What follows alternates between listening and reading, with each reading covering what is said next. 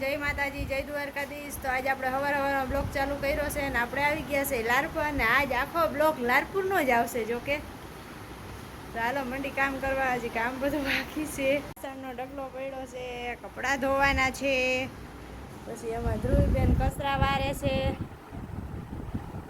અત્યારમાં કામ લઈ લીધું છે હાથમાં।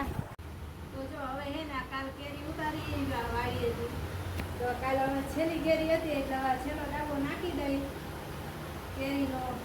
હવે તો વરસાદ થઈ ગયો જોકે, એટલે કેરી હવે ખવાય એવી ન હોય। કાલ આવી વળી કેરી, અમારે કેરીની સીઝન આવી ગઈ તો છતાં કેરી તો નથી જ ખૂટતી। હા, અમારે સીઝન વહી ગઈ તો હજી કેરી ચાલુ છે। વાડી નથી તો કેરી ખૂટતી નથી। આ વખતે તો અમારે લેવી જ નથી પડી, દાબા જ નહીં ખાહે નકરા। તો જો આપણે કેરીનો દાબો નખાઈ ગયો છે હવે, એટલે જો કે બધી પાકલ જ છે, હવે હાવ પાકી જ ગઈ છે। પણ તો એમ કે એટલી પછી એક ફેરે એમ ના ખૂટે, એટલે પછી આવી રીતે દાબા નાખી દે, બગડે નહીં અને કોઈ કાશી હોય એ પાકી જાય।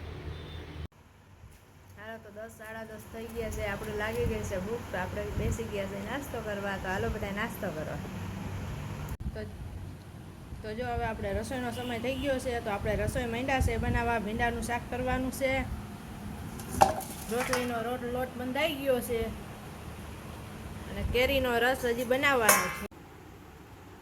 તો આપણે જમવા રેડી થઈ ગયું છે। જો કેરીનો રસ છે, ભીંડાનું શાક છે, મરચાં છે, રોટલી છે। અમે ધાર્મીબેન જમવા બેસી ગયા છે। તો બોલો હાલો બધા જમવા।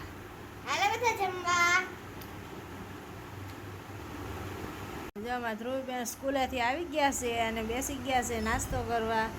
તો શાક ને રોટલી ને રસ ને હો બેન મંડાણા। જો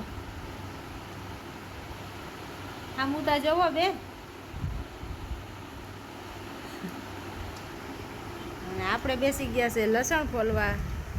તો આપણે હવે હાઈની રસોઈની મંડા તૈયારી કરવા। જો આપણે હાઈની રસોઈ તૈયાર થઈ ગઈ છે। જો આ રોટલા